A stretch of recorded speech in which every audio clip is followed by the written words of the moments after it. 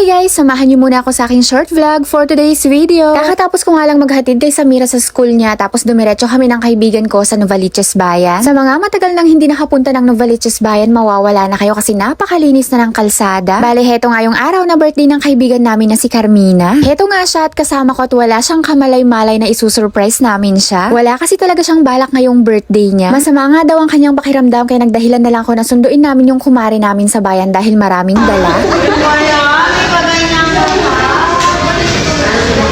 Lakad na, nangangawit na ako. Nauwaw na ako.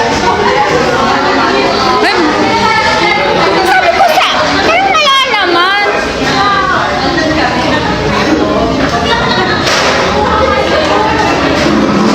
Hindi nga namin agad nakita yung setup ng mga kaibigan namin kasi nagtago pala sila. Sa Janet's Novaliches Bayan nga yan. Malapit lang naman to sa school ng mga anak namin kaya makakapag-banding pa kami ng ilang oras bago mag-uwian yung mga anak namin para sunduin. Apat nga lang kami at hindi namin agad mahila yung isang kaibigan namin kasi may baby pa siya. Hanggang bukas na naman talaga yung kabusugan namin nito sa mga pinag-o-order ng kumari ko. Sa amin palang magkakaibigan, si Carmina palang pinakapanganay namin. 34 years old na nga siya pero hindi halata. Sana all. Yun lang muna guys for today's video. Anak, bye!